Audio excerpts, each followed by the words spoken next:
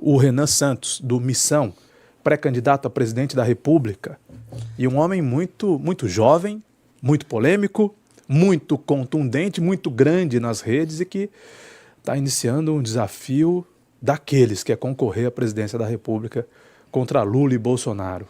Oi, Caio, boa tarde a você, boa tarde a todos. Estou com grandes expectativas para essa entrevista, principalmente, Caio, né? Você disse, Lula e Bolsonaro. E ele está no meio, né? Ao que tudo indica, né? Nem de um lado, nem do outro. Então, isso é muito interessante. Boa tarde, Cássia. Bem-vinda. Boa tarde, boa tarde. Boa tarde todos que nos escutam. Boa tarde, Caio, Nani. Boa tarde, Renan. Eu desejo para todos uma linda quinta-feira. E, Caio, só rapidinho, hoje é aniversário do meu filho João. 22 anos, gente. Parabéns, João. Meu filho, que é meu orgulho, menino honrado, trabalhador, inteligentíssimo, educado, e eu só tenho orgulho do meu filho. Filhão, parabéns, mamãe te ama. Deus abençoe. 12:09. Seja bem-vindo, Renan. Renan, obrigado. Muito bem-vindo à Educadora, muito bem-vindo a Limeira. É um prazer te receber aqui. Boa tarde. Prazer é meu estar aqui de volta. Uma cidade que eu gosto. Em 2015, quando a gente marchou a pé até Brasília, nós passamos por Limeira, dormimos em Limeira, fizemos evento na praça, logo no comecinho do Movimento Brasil Livre. E foi um momento muito especial pra gente. Já vim outras vezes, depois dessa vez, mas é uma cidade junto com Americana, Leme, cidades que ficam na memória aqui, subindo até Brasília. Estava lendo a sua história, você é paulistano. Sim. Eu perguntei se você era moquense fora do ar ou não. Você me contou que morou na Moca, morou em Interlagos, mas você morou também no interior de São Paulo. Sim, em Vinhedo. Meus pais moram lá até hoje. Inclusive eu estava ontem em Vinhedo, fui fazer um jantar com a minha mãe, filmado ao vivo, transmitido ao vivo, para o pessoal da nossa equipe. E foi muito legal, assim. Eu gosto muito desse interior. Na verdade, uma constatação que a gente tem que colocar. Ah, você viu? Assisti.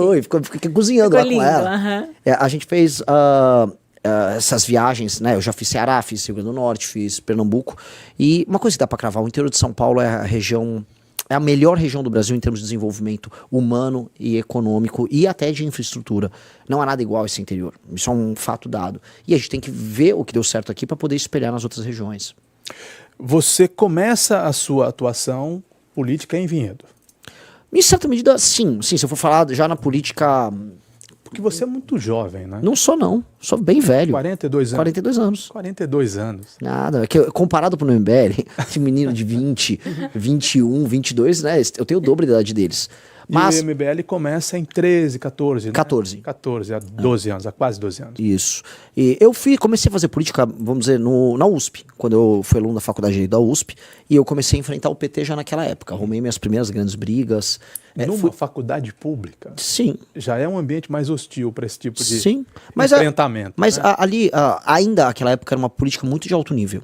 A gente tinha grandes debatedores, a política ali formou... Inclusive a minha geração formou várias pessoas que ficaram famosas. O Caio Miranda, que foi presidente do 140 de agosto, foi vereador em São Paulo. O Thiago Pavinato, que depois foi virar apresentador na PAN, depois foi para a Oeste, ele era da minha turma. Então a gente tinha uma turma de amigos ali. E é gigante o Thiago hoje também. E inclusive em termos de tamanho, né? Ele é enorme. E havia uma geração ali que enfrentou muito o PT e eram discussões de alto nível. Devia ser assim na universidade pública. Havia naquele período espaço para ter, vamos dizer, dissenso. E eu aprendi muita coisa. Eu fundei meu primeiro partido acadêmico na faculdade, o Movimento Resgate Arcadas. E hoje agora tem um partido de verdade, que é uma missão. Isso. Que é uma missão. Sim, o nome missão, porque tem muito partido que é sopa de letrinha, Peiros, não sei o quê, e todo mundo coloca assim, esse partido é o Partido Social Renovador, Partido Democrático, não sei o quê. Não quer dizer nada. Eu quero dizer assim, o partido PSD do Kassab, ele é um partido social democrático, ou o PL é um partido liberal? Não é nada, é sopa de letrinha. Nós temos um programa ideológico, mas acima de tudo nós temos um senso de urgência. O que é o senso de urgência? Nós temos que fazer o nosso país ser um país sério nos próximos 30 anos. A gente vai perder um dos grandes bondes da história, que é o bonde da automação e da inteligência artificial. E esse bonde está passando. O Brasil tem chance de ser uma das 5 maiores nações do mundo, participando das principais discussões com Estados Unidos, Rússia, China e Índia. O Brasil é o 5º nessa cadeira. Mas por que a gente não está sentando nessa cadeira? E aí a gente quer olhar de frente para trás, ou seja, de 30 anos para frente, em retrospectiva para agora, e falar o que nós temos que fazer agora para em 2030 sermos uma nação poderosa disputando espaço com as maiores nações do mundo. E isso é uma missão, porque isso pressupõe justamente um senso de urgência e um chamado à ação.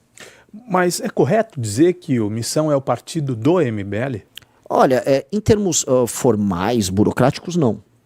Eles são entidades separadas. Mas em termos de espírito, sim. Tanto que tem muitos partidos que são donos de movimentos sociais. Dá pra falar que o PT, ele é meio que dono do MST. No nosso caso, ao contrário, é um movimento que criou um partido. Quando o MBL surge, as figuras que têm protagonismo são exatamente você, o Kim, o Holiday.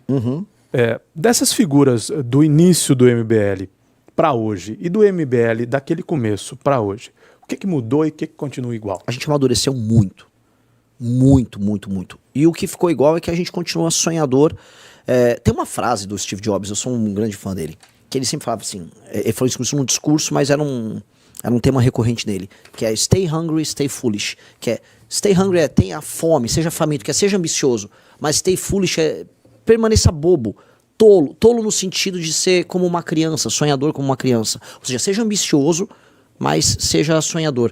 E a gente manteve isso, né? O lance é que a gente era muito foolish ainda naquela época, acreditava, por exemplo, que, com a Lava Jato as pessoas despertaram, que as pessoas iam enfrentar e não iam ter político de estimação, e aquelas ruas que derrubaram o PT iam significar que objetivamente as pessoas queriam um Brasil com leis rígidas contra a corrupção para todos, mas não. No fundo, a gente se desencantou com o processo, viu que o próprio campo político ao qual a gente faz parte, a direita, é extremamente infantil e que também tem seus bandidos de estimação, e aí a gente falou, para fazer política, só sendo uma alternativa de poder. Por isso nós precisamos ter um partido político. E quando a gente parou de se entender apenas como um movimento de pressão social, e sim como uma alternativa de poder, a gente alterou toda a nossa dinâmica e aí começou a construir uma revista digital, e depois essa revista virou uma revista apenas física, que é a Revista Valete. A Revista Valete, depois da Piauí, é a segunda maior revista de cultura e política do Brasil, em termos de tiragem, em termos de assinantes.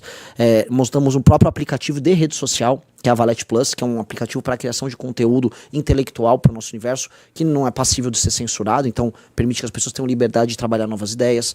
Isso acabou formando uma geração de jovens brilhantes. Então, se for pegar brasileiros que estudam em Harvard, no MIT, em Georgetown, eu fui visitar eles agora nos Estados Unidos, brasileiros que estudam em Coimbra, pessoal das melhores universidades do Brasil, do ITA, o IME, do INSPER, a FGV, a molecada tá muito, discutindo os temas que a gente está trazendo. E isso é inspirador, a gente precisa formar essa nova geração. Então fizemos isso e agora está dando uma ferramenta para esse pessoal, que é o partido político. Com o partido político próprio, essas pessoas que estão agora querendo transformar a política não vão precisar depender do Kassab, do Valdemar da Costa Neto para poder fazer política. Elas vão ter um espaço delas para fazer a política de uma maneira jovem e sem vícios. E aí é um projeto. A expressão outsider foi muito usada recentemente, inclusive na candidatura do Pablo Marçal em São Paulo. Eu não sei se existe um contraponto entre o Pablo Marçal, a candidatura dele, e a sua candidatura, porque ele quase foi prefeito de São Paulo. Faltou muito pouco para que ele fosse ao segundo turno, se apresentando como alguém que não era do sistema, alguém que propunha a parte simpatias e antipatias. Eu só estou usando o exemplo do Marçal pelo desempenho que ele teve nas urnas e pelo desempenho que ele tem nas redes sociais. Você é esse outsider? Você ocupa esse espaço do Pablo Marçal que está inelegível nessa eleição? Não. Eu acho ele um sujeito deplorável e eu não quero em nenhuma medida parecer ele. O Pablo Marçal é um sujeito sem caráter, é um aproveitador. Ele usou os sonhos daquelas pessoas aí nas eleições com um monte de brincadeira e sumiu. Eu não sou um irresponsável. Eu não vou ficar inelegível ao final dessas eleições. Eu montei um partido político. Esse partido político pressupõe responsabilidade, não só com o que eu estou fazendo numa eleição presidencial, mas nas dezenas de candidaturas que nós vamos ter a governador, nas milhares de candidaturas a deputados só esse ano. Eu tenho uma responsabilidade para com milhares de jovens que ficaram coletando assinatura debaixo do sol no Brasil. Então eu não posso fazer isso e ser um brincalhão. Eu posso ser colocado como outsider no sentido de que eu não estou no grande jogo, ou seja, eu não estou na lista de amigos do Vorcaro. Não. Né? Mas eu não sou um outsider no sentido de que eu vou ficar arrumando briga, falando, eu não tenho nada a ver com esses caras. Não, eu montei um partido. Eu montei um partido porque eu quero alterar o sistema. Até porque não existe isso de viver para além de um sistema. Nós estamos numa emissora. Para estar montado, a água está no copo aqui, pessoas trabalharam, existe um sistema de organização. Sistema, no fundo, são sistemas de organizações sociais, são lógicas de relações interpessoais que criam, vamos dizer, objetivos comuns e resultados comuns. Eu quero que esse sistema no Brasil seja bom para os brasileiros. Então, falar que eu sou, vou estar aí para romper tudo, não sou eu não sou esse cara.